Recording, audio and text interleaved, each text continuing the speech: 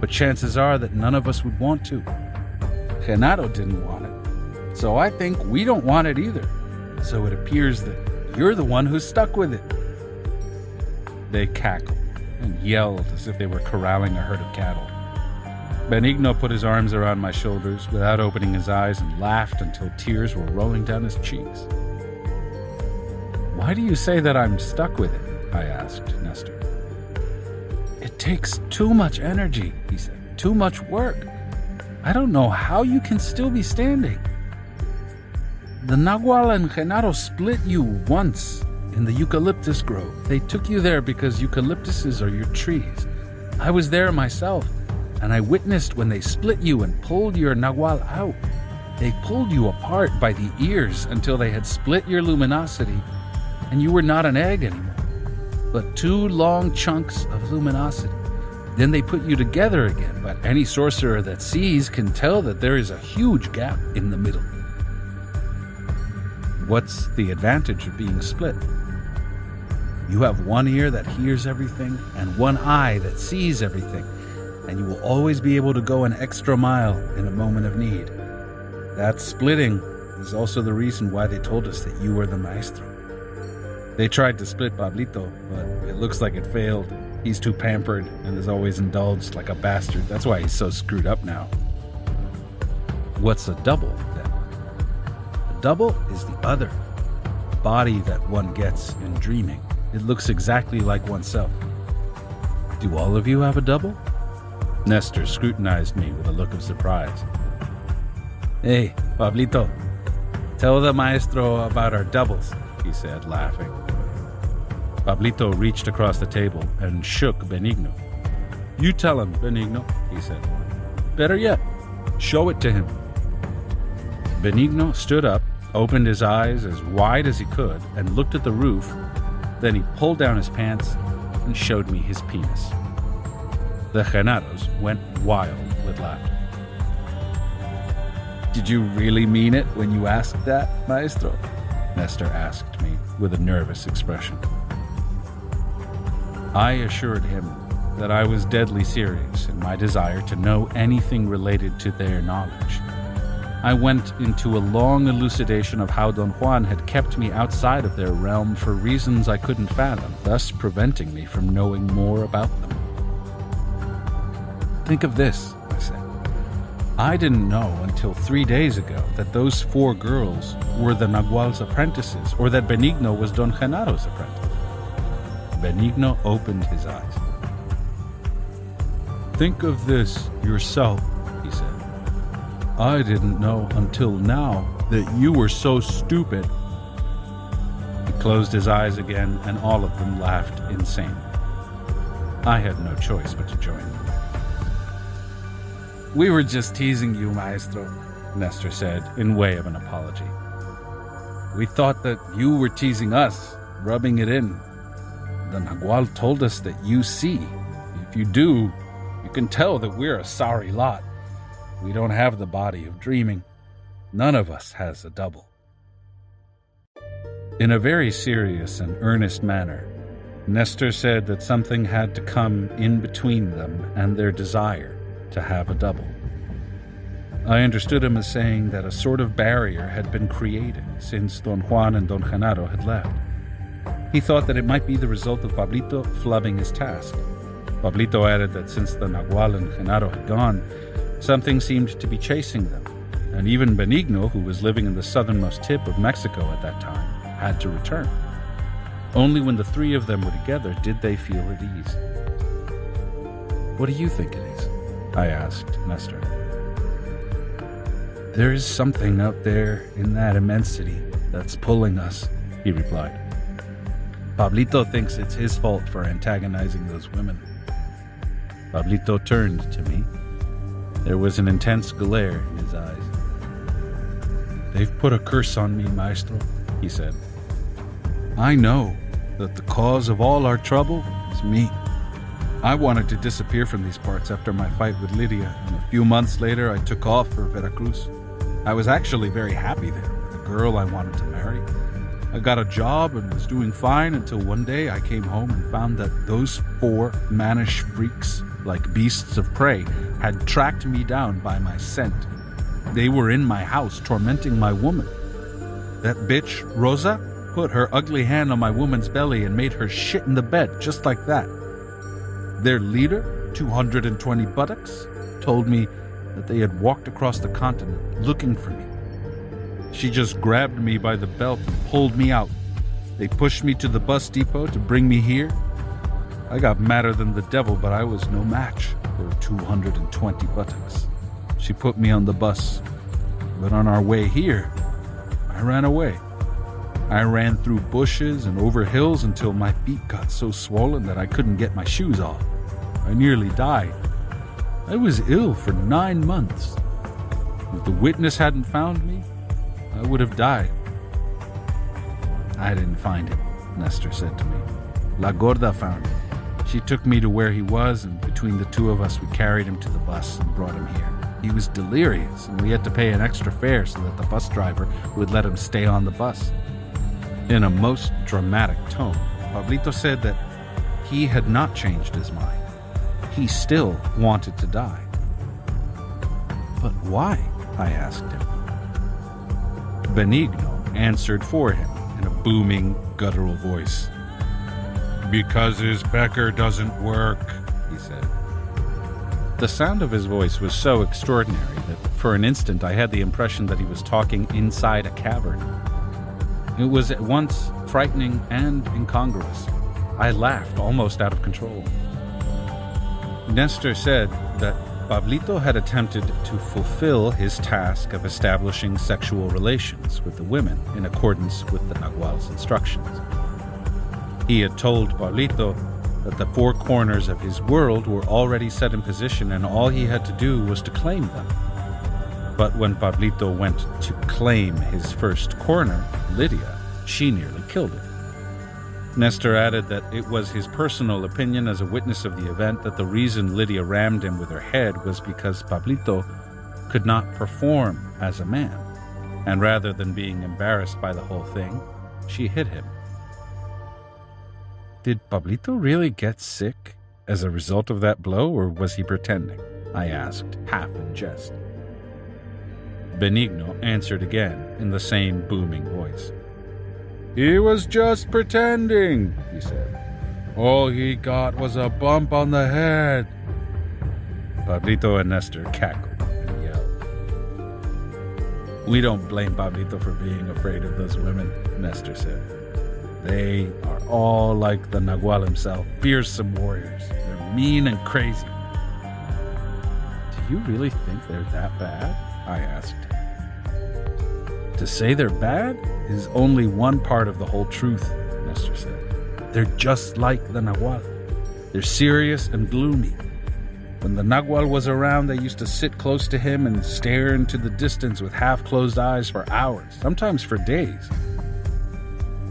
Is it true that Josefina was really crazy a long time ago? I asked. That's a laugh, Pablito said. Not a long time ago. She's crazy now. She's the most insane of the bunch. I told them what she had done to me. I thought that they would appreciate the humor of her magnificent performance. But my story seemed to affect them the wrong way. They listened to me like frightened children. Even Benigno opened his eyes to listen to my account. Wow, Pablito exclaimed. Those bitches are really awful. And you know that their leader is 220 buttocks. She's the one that throws the rock and then hides her hand and pretends to be an innocent little girl. Be careful of her, maestro. The Nagual trained Josefina to do anything, Nestor said. She can do anything you want. Cry, laugh, get angry, anything. But what is she like when she's not acting? I asked Nestor. She's just crazier than a bat, Benigno answered in a soft voice. I met Josefina the first day she arrived. I had to carry her into the house. The Nagual and I used to tie her down to her bed all the time. Once she began to cry for her friend, the little girl she used to play with. She cried for 3 days. Pablito consoled her and fed her like a baby. She's like him. Both of them don't know how to stop once they begin. Benigno suddenly began to sniff the air. He stood up and went over to the stove. Is he really shy? I asked Nestor. He's shy and eccentric, Pablito answered. He'll be that way until he loses his form. Genaro told us that we will lose our form sooner or later, so there's no point in making ourselves miserable and trying to change ourselves the way the Nagual told us to. Genaro told us to enjoy ourselves and not worry about anything. You and the women worry and try. We, on the other hand, enjoy. You don't know how to enjoy things, and we don't know how to make ourselves miserable. The Nagual called making yourself miserable impeccability. We call it stupidity, don't we?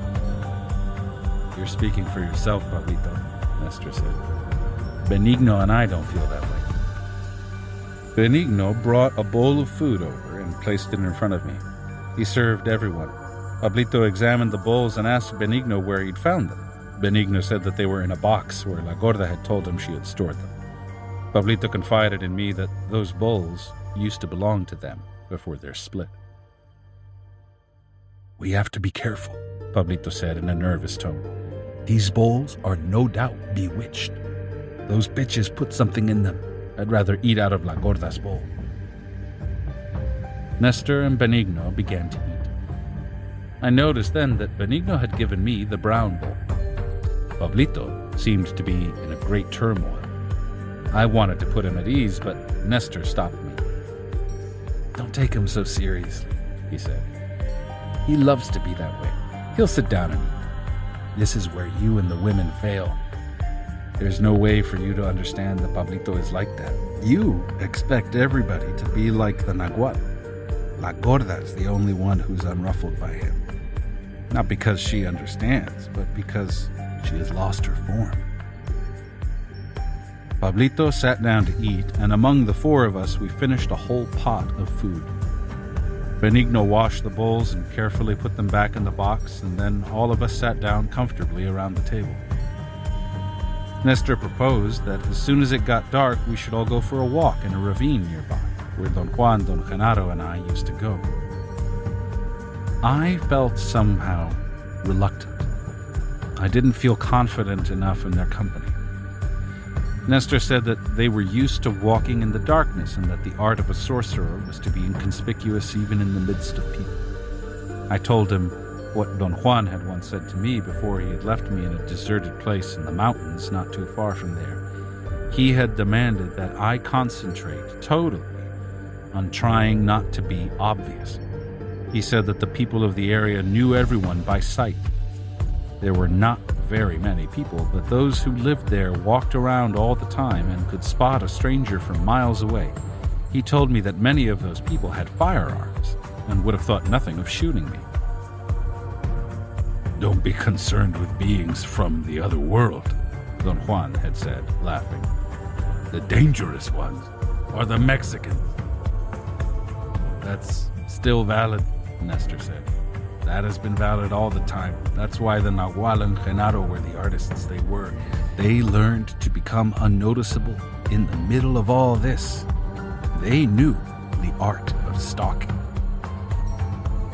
It was still too early for our walk in the dark. I wanted to use the time to ask Nestor my critical question. I had been avoiding it all along. Some strange feeling had prevented me from asking. It was as if I had exhausted my interest after Pablito's reply. But Pablito himself came to my aid, and all of a sudden, he brought up the subject, as if he had been reading my mind. Nestor also jumped into the abyss the same day we did, he said. And in that way, he became the witness, you became the maestro, and I became the village idiot. In a casual manner, I asked Nestor to tell me about his jump into the abyss. I tried to sound only mildly interested, but Pablito was aware of the true nature of my forced indifference. He laughed and told Nestor that I was being cautious because I had been deeply disappointed with his own account of the event. I went after you two did, Nestor said, and looked at me as if waiting for another question. Did you jump immediately after us? I asked. No, it took me quite a while to get ready, he said. Genaro and the Nagual didn't tell me what to do. That day was a test day for all of us. Pablito seemed despondent. He stood up from his chair and paced the room. He sat down again, shaking his head in a gesture of despair.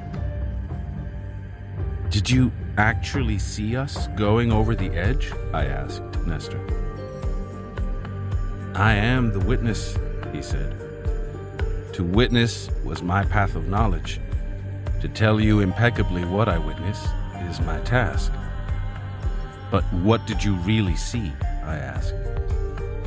I saw you two holding each other and running toward the edge, he said.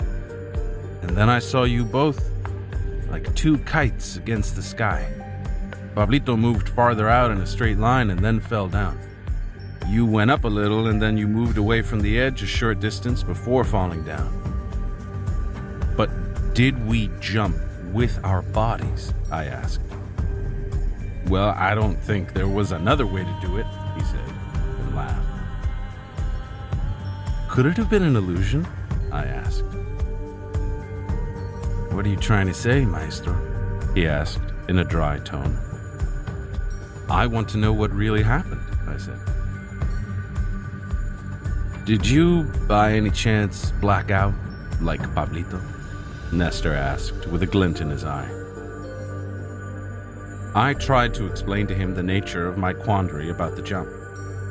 He couldn't hold still and interrupted me. Pablito intervened to bring him to order, and they became involved in an argument. Pablito squeezed himself out of it by walking half-seated around the table, holding onto his chair. Nestor doesn't see beyond his nose, he said to me. Benigno is the same. You'll get nothing from them. At least you got my sympathy. Pablito cackled, making his shoulders shiver, then hid his face with Benigno's hat. As far as I'm concerned, you two jumped, Nestor said to me in a sudden outburst. Genaro and the Nagual had left you with no other choice. That was their art, to corral you and then lead you to the only gate that was open. And so you two went over the edge. That was what I witnessed. Pablito says that he didn't feel a thing. That's questionable. I know that he was perfectly aware of everything, but he chooses to feel and say that he wasn't. I really wasn't aware, Pablito said to me in an apologetic tone. Perhaps, Nestor said dryly. But I was aware myself. I saw your bodies doing what they had to do. Jump. Nestor's assertions put me in a strange frame of mind. All along, I had been seeking validation for what I had perceived myself, but once I had it, I realized that it made no difference. To know that I had jumped and to be afraid of what I had perceived was one thing. To seek consensual validation was another. I knew then that one had no necessary correlation with the other. I had thought all along that to have someone else corroborate that I had taken that plunge would absolve my intellect of its doubts and fears. I was wrong. I became instead more worried, more involved with the issue. I began to tell Nestor that although I had come to see the two of them for the specific purpose of having them confirm that I had jumped, I had changed my mind and I really didn't want to talk about it anymore. Both of them started talking at once, and at that point we fell into a three-way argument. Pablito maintained that he had not been aware. Nestor shouted that Pablito was indulging, and I said that I didn't want to hear anything more about the jump. It was blatantly obvious to me for the first time that none of us had calmness and self-control. None of us was willing to give the other person our undivided attention the way Don Juan and Don Genaro did. Since I was incapable of maintaining any order in our exchange of opinions, I immersed myself in my own deliberations. I had always thought that the only flaw that had prevented me from entering fully into Don Juan's world was my insistence on rationalizing everything. But the presence of Pablito and Nestor had given me a new insight into myself. Another flaw of mine was my timidity. Once I strayed outside the safe railings of common sense, I couldn't trust myself and became intimidated by the awesomeness of what unfolded in front of me. Thus, I found it was impossible to believe that I had jumped into an abyss. Don Juan had insisted that the whole issue of sorcery was perception, and truthful to that, he and Don Genaro staged for our last meeting an immense cathartic drama on the flat mountaintop. After they made me voice my thanks in loud, clear words to everyone who had ever helped me, I became transfixed with elation. At that point, they had caught all my attention and led my body to perceive the only possible act within their frame of references, the jump into the abyss. That jump was the practical accomplishment of my perception, not as an average man, but as a sorcerer. I had been so absorbed in writing down my thoughts, I had not noticed that Nestor and Pablito had stopped talking, and all three of them were looking at me. I explained to them that there was no way for me to understand what had taken place with that jump. "There's nothing to understand," Nestor said. "Things just happen, and no one can tell how. Ask Benigno if he wants to understand." "Do you want to understand?" I asked Benigno as a joke. "You bet I do," he exclaimed in a deep bass voice, making everyone laugh. "You indulge in saying that you want to understand," Nestor went on. "Just like Pablito indulges in saying that he doesn't remember anything." He looked at Pablito and winked at me. Pablito lowered his head. Nestor asked me if I had noticed something about Pablito's mood when we were about to take our plunge. I had to admit that I had been in no position to notice anything so subtle as Pablito's mood. "A warrior must notice everything," he said. "That's his trick, and as the Nagual said, there lies his advantage." He smiled and made a deliberate gesture of embarrassment, hiding his face with his hat. "What was it that I missed about Pablito's mood?" I asked him. "Pablito had already jumped before he went over," he said. "He didn't have to do anything.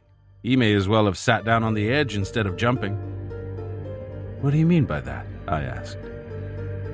"Pablito was already disintegrating," he replied. "That's why he thinks he passed out. Pablito lies. He's hiding something." Pablito began to speak to me. He muttered some unintelligible words, then gave up and slumped back in his chair. Nestor also started to say something. I made him stop. I wasn't sure I had understood him correctly. "Was Pablito's body disintegrating?" I asked. He peered at me for a long time without saying a word. He was sitting to my right. He moved quietly to the bench opposite me. "You must take what I say seriously," he said. "There is no way to turn back the wheel of time to what we were before that jump. The Nagual said that it's an honor and a pleasure to be a warrior, and that it's the warrior's fortune to do what he has to do. I have to tell you impeccably what I have witnessed. Pablito was disintegrating. As you two ran toward the edge, only you were solid. Pablito was like a cloud. He thinks that he was about to fall on his face, and you think that you held him by the arm to help him make it to the edge. Neither of you is correct, and I wouldn't doubt that it would have been better for both of you if you hadn't picked Pablito up." I felt more confused than ever. I truly believed that he was sincere in reporting what he had perceived, but I remembered that I had only held Pablito's arm. "What would have happened if I hadn't interfered?" I asked. I can't answer that, Nestor replied. But I know that you affected each other's luminosity. At the moment you put your arm around him, Pablito became more solid, but you wasted your precious power for nothing. What did you do after we jumped? I asked Nestor, after a long silence. Right after you two had disappeared, he said, my nerves were so shattered that I couldn't breathe, and I too passed out. I don't know for how long. I thought it was only for a moment. When I came to my senses again, I looked around for Genaro and Nagual.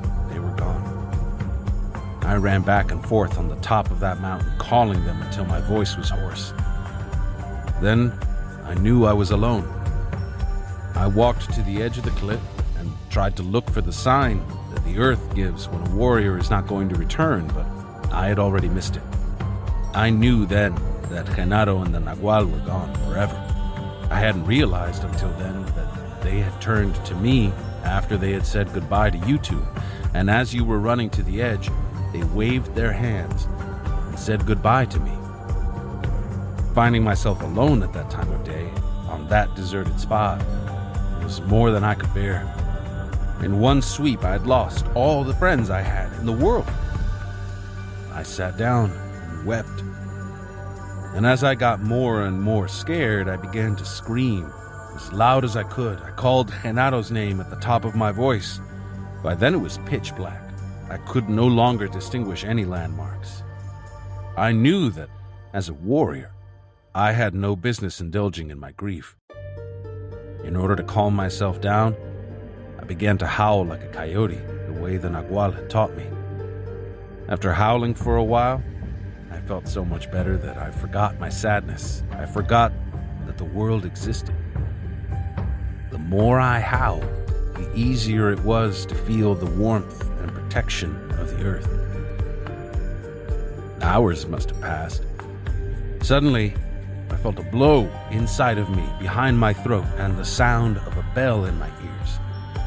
I remembered what the Nagual had told Eligio and Benigno before they jumped. He said that the feeling in the throat came just before one was ready to change speed, and that the sound of the bell was the vehicle that one could use to accomplish anything that one needed. I wanted to be a coyote then. I looked at my arms, which were on the ground in front of me. They had changed shape and looked like a coyote's. I saw the coyote's fur on my arms and chest. I was a coyote. That made me so happy that I cried like a coyote must cry. I felt my coyote teeth and my long and pointed muzzle and tongue. Somehow, I knew that I had died, but I didn't care. It didn't matter to me to have turned into a coyote or to be dead or to be alive. I walked like a coyote on four legs to the edge of the precipice and leaped into it. There was nothing else for me to do. I felt that I was falling down and my coyote body turned in the air. Then I was myself again, twirling in midair, but before I hit the bottom, I became so light that I didn't fall anymore, but floated. The air went through me. I was so light. I believed that my death was finally coming inside me. Something stirred my insides, and I disintegrated like dry sand. It was peaceful and perfect where I was.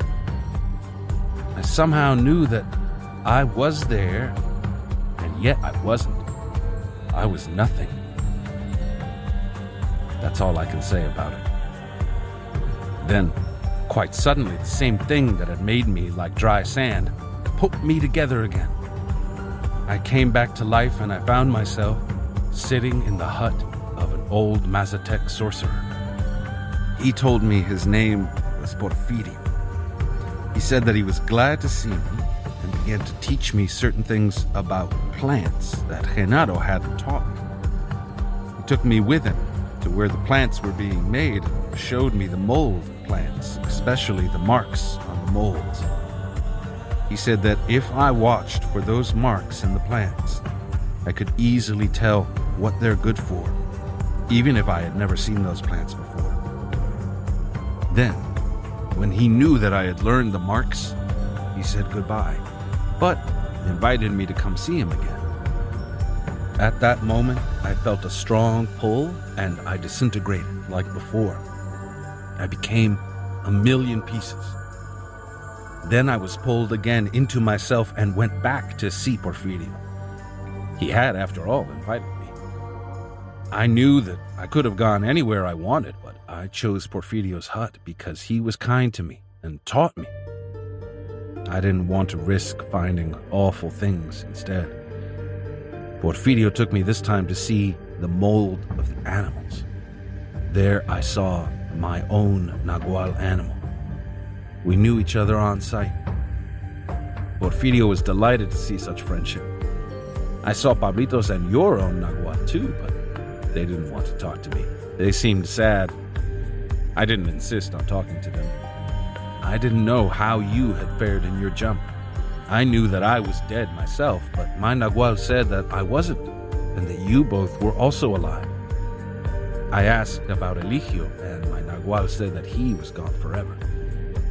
I remembered then that when I had witnessed Eligio's and Benigno's jump, I had heard the Nagual giving Benigno instructions not to seek bizarre visions or worlds outside his own. The Nagual told him to learn only about his own world, because in doing so, he would find the only form of power available to him. The Nagual gave them specific instructions to let their pieces explode as far as they could in order to restore their strength. I did the same myself. I went back and forth from the Tonal to the Nagual 11 times. Every time, however, I was received by Porfirio, who instructed me further. Every time my strength waned, I restored it in the Nagual until a time when I restored it so much that I found myself back on this earth. Doña Soledad told me that Eligio didn't have to jump into the abyss, I said. He jumped with Benigno, Nestor said. Ask him. He'll tell you in his favorite voice. I turned to Benigno and asked him about his jump. You bet we jumped together, he replied in a blasting voice. But I never talk about it. What did Soledad say Eligio did? Nestor asked. I told them that Doña Soledad had said that Eligio was twirled by a wind and left the world while he was working in an open field. She's thoroughly confused, Nestor said. Eligio was twirled by the allies, but he didn't want any of them, so they let him go. That has nothing to do with the jump. La Gorda said you had a bout with allies last night. I don't know what you did, but if you had wanted to catch them or entice them to stay with you, you had to spin with them. Sometimes they come of their own accord to the sorcerer and spin him. Eligio was the best warrior there was, so the allies came to him of their own accord. If any of us want the allies, we would have to beg them for years, and even if we did, I doubt that the allies would consider helping us. Eligio had to jump like everybody else. I witnessed his jump. He was paired with Benigno. A lot of what happens to us as sorcerers depends on what your partner does. Benigno's a bit off his rocker because his partner didn't come back. Isn't that so, Benigno? You bet it is, Benigno answered in his favorite voice. I succumbed at that point to a great curiosity that had plagued me from the first time I had heard Benigno speak. I asked him how he made his booming voice. He turned to face me. He sat up straight and pointed to his mouth as if he wanted me to look fixedly at it. I don't know, he boomed. I just open my mouth, and this voice comes out of it. He contracted the muscles of his forehead, curled up his lips, and made a profound booing sound. I then saw that he had tremendous muscles in his temples, which had given his head a different contour. It wasn't his hairline that was different, but the whole upper front part of his head. Genaro left him his noises, Nestor said to me. Wait until he farts. I had the feeling that Benigno was getting ready to demonstrate his abilities. Wait, Benigno, I said.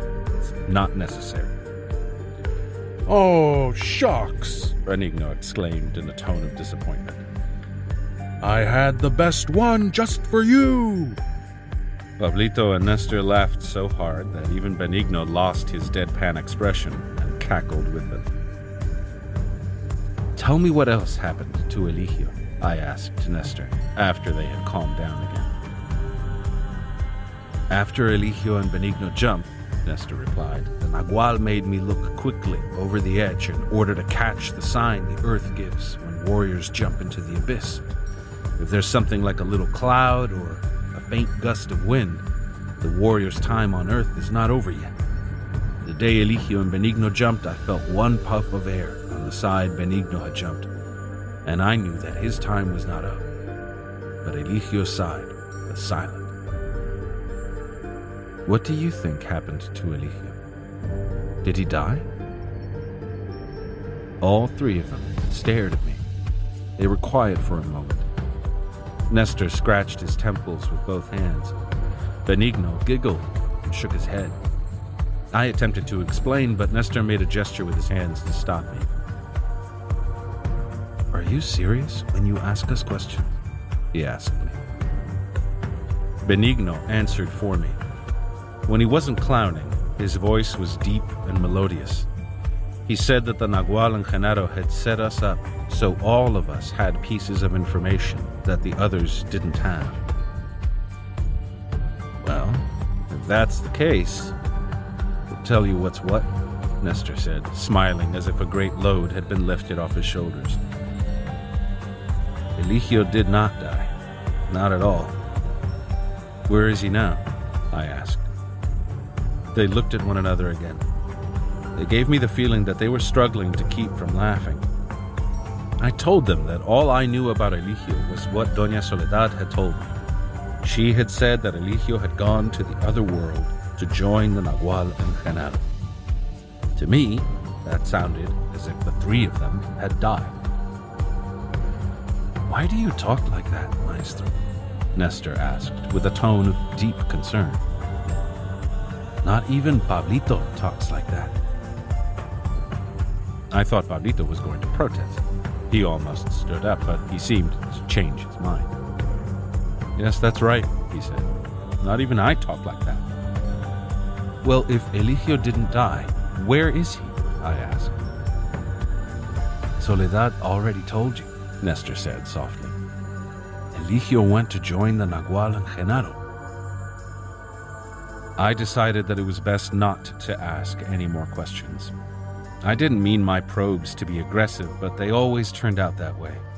Besides, I had the feeling that they didn't know much more than I did. Nestor suddenly stood up and began to pace back and forth in front of me. Finally, he pulled me away from the table by my armpits. He didn't want me to write. He asked me if I had really blacked out, like Pablito had at the moment of jumping and didn't remember anything. I told him that I had had a number of vivid dreams or visions that I couldn't explain, and that I had come to see them to seek clarification. They wanted to hear about all the visions I had had.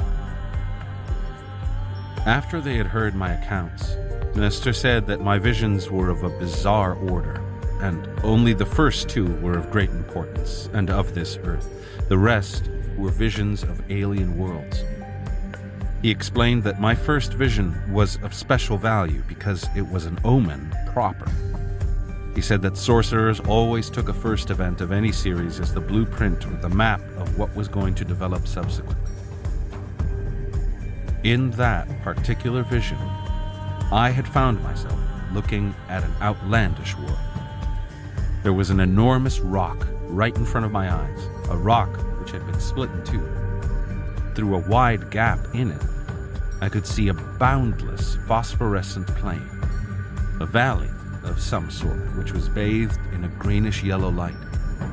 On one side of the valley to the right and partially covered from my view by the enormous rock there was an unbelievable dome-like structure. It was dark, almost a charcoal gray. If my size was what it is in the world of everyday life, the dome must have been 50,000 feet high and miles across. Such an enormity dazzled me.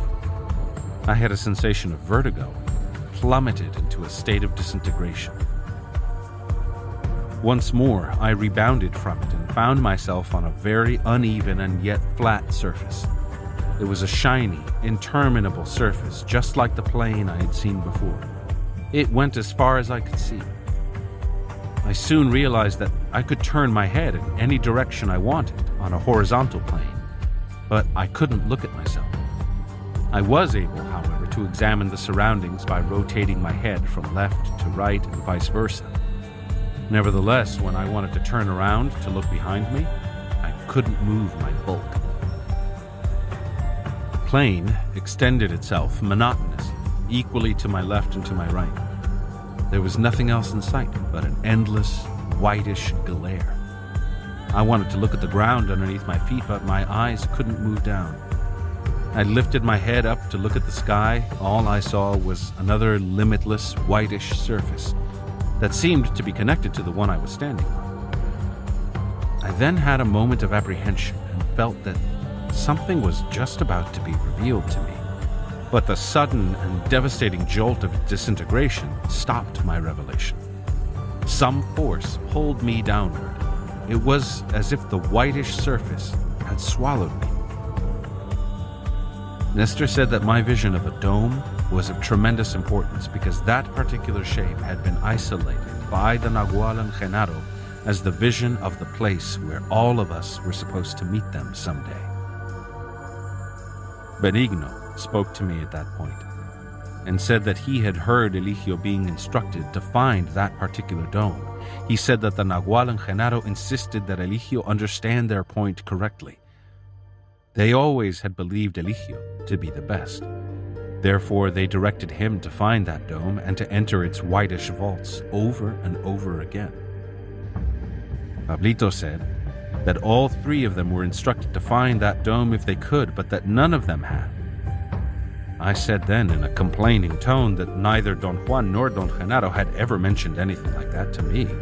I had had no instruction of any sort regarding a dome.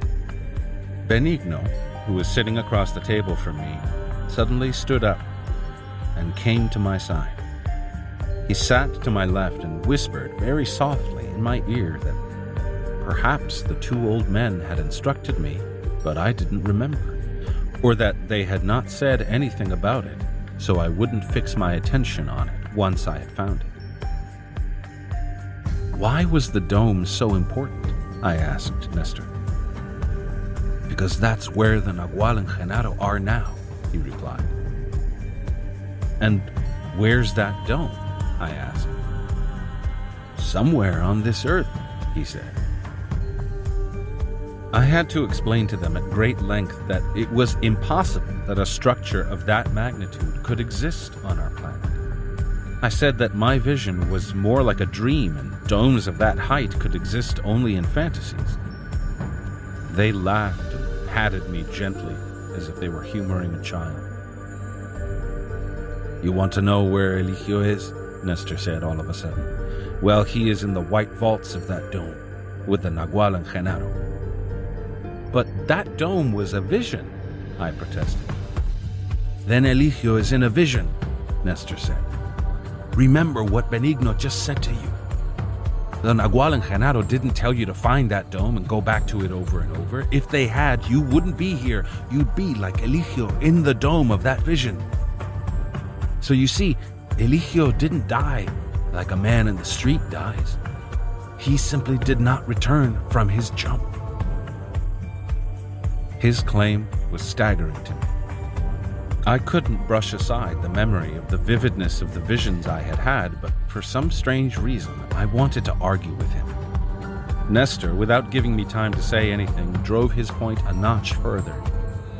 He reminded me of one of my visions, the next to the last. That particular one had been the most nightmarish of them all. I had found myself being chased by a strange, unseen creature. I knew that it was there, but I couldn't see it, not because it was invisible, but because the world I was in was so incredibly unfamiliar that I couldn't tell what anything was. Whatever the elements of my vision were, they were certainly not from this earth. The emotional distress I experienced upon being lost in such a place was almost more than I could bear. At one moment, the surface where I stood began to shake. I felt that it was caving in under my feet, and I grabbed a sort of branch or an appendage of a thing that reminded me of a tree which was hanging just above my head on a horizontal plane. The instant I touched it, the thing wrapped around my wrist as if it had been filled with nerves that sensed everything. I felt that I was being hoisted to a tremendous height. I looked down and saw an incredible animal. I knew it was the unseen creature that had been chasing me. It was coming out of a surface that looked like the ground. I could see its enormous mouth open like a cavern. I heard a chilling, thoroughly unearthly roar, something like a shrill, metallic gasp, and the tentacle that had me caught unraveled, and I fell into that cavernous mouth. I saw every detail of that mouth as I was falling into it. Then it closed with me inside. I felt an instantaneous pressure that mashed my body. "You have already died," Nestor said. "That animal ate you. You ventured beyond this world and found horror itself. Our life and our death are no more and no less real than your short life in that place and your death in the mouth of that monster. This life that we are having now is only a long vision. Don't you see?" Nervous spasms ran through my body. "I didn't go beyond this world," he went on, "but I know what I'm talking about. I don't have tales of horror like you. All I did was to visit Porfirio 10 times. If it had been up to me, I would have gone there forever, but my 11th bounce was so powerful that it changed my direction. I felt that I had overshot Porfirio's hut, and instead of finding myself at his door, I found myself in the city, very close to the place of a friend of mine. I thought it was funny. I knew that I was journeying between the Tonal and the Nagua. Nobody had said to me that the journeys had to be of any special kind, so I got curious and decided to see my friend. I began to wonder if I really would get to see him. I came to his house and knocked on the door just as I had knocked scores of times. His wife let me in, as she had always done, and sure enough, my friend was home. I told him that I had come to the city on business, and he even paid me some money he owed. Put the money in my pocket. I knew that my friend and his wife and the money and his house and the city were just like Porfirio's hut, a vision. I knew that a force beyond me was going to disintegrate me any moment, so I sat down to enjoy my friend to the fullest. We laughed, joked, and I dare say that I was funny and light and charming. I stayed there for a long time, waiting for the jolt. Since it didn't come, I decided to leave. I said goodbye and thanked him for the money and for his friendship. I walked away. I wanted to see the city before the force took me away. I wandered around all night. I walked all the way to the hills overlooking the city, and at the moment the sun rose, a realization struck me like a thunderbolt. I was back in the world, and the force that will disintegrate me was at ease and was going to let me stay for a while. I was going to see my homeland and this marvelous earth for a while longer. What a great joy, Maestro. But I couldn't say that I had not enjoyed Porfirio's friendship. Both visions are equal, but I prefer the vision of my form and my earth. It's my indulging, perhaps. Nestor stopped talking, and all of them stared at me. I felt threatened as I had never been before. Some part of me was in awe of what he had said. Another wanted to fight with him. I began to argue with him without any sense. My inane mood lasted for a few moments. Then I became aware that Benigno was looking at me with a very mean expression. He had fixed his eyes on my chest. I felt that something ominous was suddenly pressing on my heart. I began to perspire as if a heater were right in front of my face. My ears began to buzz. La Gorda walked up to me at that precise moment. She was a most unexpected sight. I was sure that the Genaros felt the same way. They stopped what they were doing and looked at her. Pablito was the first to recover from his surprise. "Why do you have to come in like that?" he asked in a pleading tone. "You were listening from the other room, weren't you?"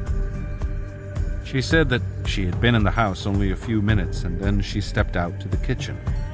And the reason she stayed quiet was not so much to listen, but to exercise her ability to be inconspicuous. Her presence had created a strange lull. I wanted to pick up again the flow of Nestor's revelations, but before I could say anything, La Gorda said that the little sisters were on their way to the house and would be coming through the door any minute. The Genaros stood up at once, as if they had been pulled by the same string. Pablito put his chair on his shoulder. "Let's go for a hike in the dark, maestro," Pablito said to me. La Gorda said in a most imperative tone that I couldn't go with them yet, because she hadn't finished telling me everything the Nagual had instructed her to tell me. Pablito turned to me and winked. "I've told you," he said. "They're bossy, gloomy bitches. I certainly hope you're not like that, maestro." Nestor and Benigno said goodnight and embraced me. Pablito just walked away, carrying his chair like a backpack. They went out through the back. A few seconds later, a horribly loud bang on the front door made La Gorda and me jump to our feet. Pablito walked in again, carrying his chair.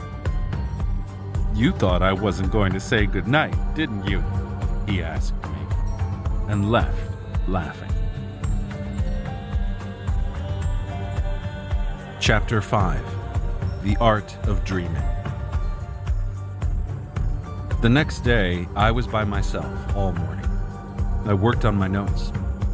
In the afternoon, I used my car to help La Gorda and the little sisters transport the furniture from Doña Soledad's house to their house. In the early evening, La Gorda and I sat in the dining area alone. We were silent for a while. I was very tired. La Gorda broke the silence and said that all of them had been too complacent since the Nagual and Genaro had left. Each of them had been absorbed in his or her particular tasks. She said that the Nagual had commanded her to be an impassionate warrior and to follow whatever path her fate selected for her. If Soledad had stolen my power, La Gorda had to flee and try to save the little sisters and then join Benigno and Nestor, the only two Genaros who would have survived. If the little sisters had killed me, she had to join the Genaros because the little sisters would have had no more need to be with her. If I had not survived the attack of the Allies, and she did, she had to leave that area and be on her own. She told me, with a glint in her eye, that she had been sure that neither one of us would survive, and that was why she had said goodbye to her sisters, to her house, and to the hills. The Nagual told me that in case you and I survived the Allies, she went on, I have to do anything for you, because that would be my warrior's path. That was why I interfered with what Benigno was doing to you last night. He was pressing on your chest with his eyes. That's his art as a stalker. You saw Pablito's hand earlier yesterday. That was also part of the same art. What art is that, Gorda? The art of the stalker. That was the Nagual's predilection, and the Genaros are his true children at that. We, on the other hand, are dreamers. Your double is dreaming. What she was saying was new to me. I wanted her to elucidate her statements. I paused for a moment to read what I had written in order to select the most appropriate question. I told her that I first wanted to find out what she knew about my double, and then I wanted to know about the art of stalking. The Nagual told me that your double is something that takes a lot of power to come out, she said. He figured that you might have enough energy to get it out of you twice. That's why he set up Soledad and the Little Sisters, either to kill you or to help you. La Gorda said that I had had more energy than the Nagual thought, and that my double came out 3 times. Apparently, Rosa's attack had not been a thoughtless action. On the contrary, she had very cleverly calculated that if she injured me, I would have been helpless. The same ploy Doña Soledad had tried with her dog. I had given Rosa a chance to strike me when I yelled at her, but she failed to injure me. My double came out and injured her instead. La Gorda said that Lydia had told her that Rosa didn't want to wake up when all of us had to rush out of Soledad's house, so Lydia squeezed the hand that had been injured. Rosa didn't feel any pain and knew in an instant that I had cured her, which meant to them that I had drained my power. La Gorda affirmed that the Little Sisters were very clever and had planned to drain me of power. To that effect, they had kept on insisting that I cure Soledad. As soon as Rosa realized that I had also cured her, she thought that I had weakened myself beyond repair. All they had to do was to wait for Josefina in order to finish me off. The Little Sisters didn't know that when you cured Rosa and Soledad, you also replenished yourself, La Gorda said, and laughed as if it were a joke. That was why you had enough energy to get your double out a 3rd time when the Little Sisters tried to take your luminosity. I told her about the vision I had had of Doña Soledad huddled against the wall of her room, how I had merged that vision with my tactile sense and ended up feeling a viscous substance on her forehead. That was true seeing, La Gorda said. You saw Soledad in her room, although she was with me around Genaro's place. And then you saw your Nagual on her forehead. I felt compelled at that point to recount to her the details of my whole experience, especially the realization I had had that I was actually curing Doña Soledad and Rosa by touching the viscous substance, which I felt was part of me. To see that thing on Rosa's hand was also true seeing, she said. And you were absolutely right. That substance was yourself. It came out of your body, and it was your Nagual. By touching it, you pulled it back. La Gorda told me then, as though she were unveiling a mystery, that the Nagual had commanded her not to disclose the fact that since all of us had the same luminosity, if my Nagual touched one of them, I would not get weakened, as would ordinarily be the case if my Nagual touched an average man. If your Nagual touches us, she said, giving me a gentle slap on the head, your luminosity stays on the surface. You can pick it up again, and nothing is lost. I told her that the content of her explanation was impossible for me to believe. She shrugged her shoulders, as if saying that wasn't any of her concern. I asked her then about her usage of the word Nagual. I said that Don Juan had explained the Nagual to me as being the indescribable principle, the source of everything. Sure, she said, smiling. I know what he meant. The Nagual is in everything. I pointed out to her, a bit scornfully, that one could also say the opposite, that the Tonal is in everything. She carefully explained that there was no opposition, that my statement was correct. The Tonal was also in everything. She said that the Tonal, which is in everything, could be easily apprehended by our senses, while the Nagual, which is in everything, manifested itself only to the eye of the sorcerer. She added, that we could stumble upon the most outlandish sights of the Tonal and be scared of them, or awed by them, or be indifferent to them, because all of us could view those sights. A sight of the Nagual, on the other hand, needed the specialized senses of a sorcerer in order to be seen at all, and yet both the Tonal and the Nagual were present in everything at all times. It was appropriate, therefore, for a sorcerer to say that looking consisted in viewing the Tonal, which is in everything, and seeing, on the other hand, consisted in viewing the Nagual, which also is in everything. Accordingly, if a warrior observed the world as a human being, he was looking, but if he observed it as a sorcerer, he was seeing, and what he was seeing had to be properly called the Nagual. She then reiterated the reason which Nestor had given me earlier for calling Don Juan the Nagual, and confirmed that I was also the Nagual because of the shape that came out of my head. I wanted to know why they had called the shape that had come out of my head the Double. She said that they had thought they were sharing a private joke with me. They had always called that shape the Double because it was twice the size of the person who had it. Nestor told me that that shape was not such a good thing to have, I said. It's neither good nor bad, she said. You have it, and that makes you the Nagual. That's all. One of us 8 had to be the Nagual, and you're the one. It might have been Pablito, or me, or anyone. Tell me now, what is the art of stalking? I asked. The Nagual was a stalker, she said, and peered at me. You must know that. He taught you to stalk from the beginning. It occurred to me that what she was referring to was what Don Juan had called the hunter. He had certainly taught me to be a hunter. I told her that Don Juan had shown me how to hunt and make traps. Her usage of the term stalker, however, was more accurate.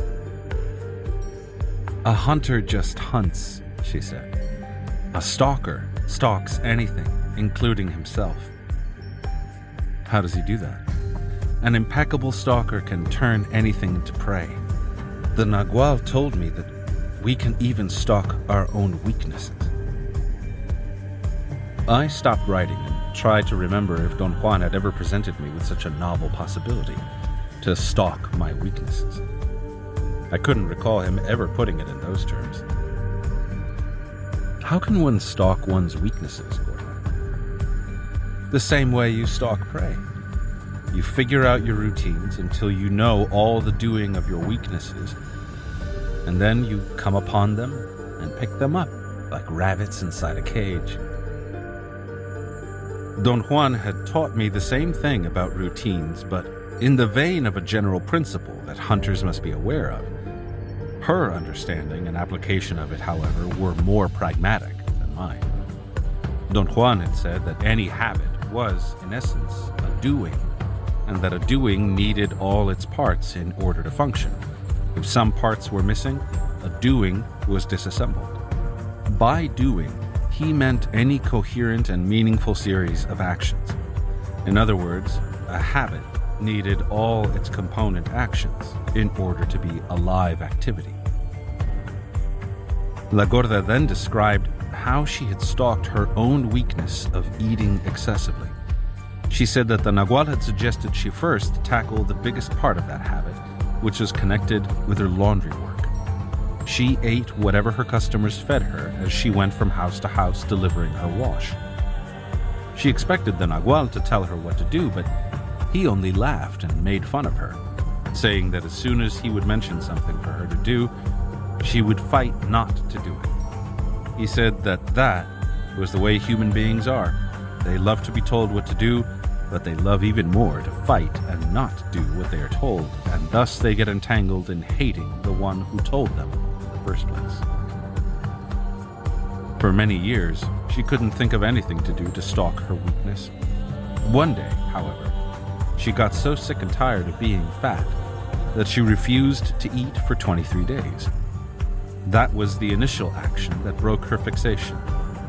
She then had the idea, of stuffing her mouth with a sponge to make her customers believe that she had an infected tooth and couldn't eat.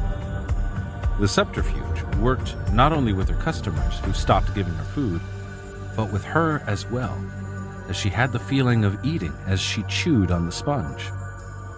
La Gorda laughed when she told me how she had walked around with a sponge stuffed in her mouth for years until her habit of eating excessively had been broken. "Was that all you needed to stop your habit?" I asked. "No. I also had to learn how to eat like a warrior." "And how does a warrior eat?" "A warrior eats quietly and slowly and very little at a time." I used to talk while I ate, and I ate very fast, and I ate lots and lots of food at one sitting. The Nagual told me that a warrior eats 4 mouthfuls of food at one time. A while later, he eats another 4 mouthfuls, and so on. A warrior also walks miles and miles every day. My eating weakness never let me walk. I broke it by eating 4 mouthfuls every hour and by walking. Sometimes I walked all day and all night. That was the way I lost the fat on my buttocks. She laughed at her own recollection of the nickname Don Juan had given her. "But stalking your weaknesses is not enough to drop them," she said. "You can stalk them from now to doomsday, and it won't make a bit of difference. That's why the Nagual didn't want to tell me what to do. What a warrior really needs in order to be an impeccable stalker is to have a purpose." La Gorda recounted how she had lived from day to day before she met the Nagual, with nothing to look forward to. She had no hopes, no dreams, no desire for anything. The opportunity to eat, however, was always accessible to her. For some reason that she couldn't fathom, there had been plenty of food available to her every single day of her life, so much of it, in fact, that at one time she weighed 236 pounds. "Eating was the only thing I enjoyed in life," La Gorda said. "Besides, I never saw myself as being fat. I thought I was rather pretty and that people liked me as I was. Everyone said that I looked healthy." The Nagual told me something very strange. He said that I had an enormous amount of personal power, and due to that, I had always managed to get food from friends while the relatives in my own house were going hungry. Everybody has enough personal power for something. The trick for me was to pull my personal power away from food to my warrior's purpose. "And what is that purpose, Gorda?" I asked, half in jest. "To enter into the other world," she replied with a grin, and pretended to hit me on top of my head with her knuckles the way Don Juan used to do when he thought I was indulging. There was no more light for me to write. I wanted her to bring a lantern, but she complained that she was too tired and had to sleep a bit before the little sisters arrived. We went into the front room. She gave me a blanket, then wrapped herself in another one and fell asleep instantly. I sat with my back against the wall. The brick surface of the bed was hard, even with 4 straw mats. It was more comfortable to lie down. The moment I did, I fell asleep. I woke up suddenly with an unbearable thirst. I wanted to go to the kitchen to drink some water, but I couldn't orient myself in the darkness. I could feel La Gorda bundled up in her blanket next to me. I shook her 2 or 3 times and asked her to help me get some water. She grumbled some unintelligible words. She apparently was so sound asleep that she didn't want to wake up. I shook her again, and suddenly she woke up, only it was not La Gorda.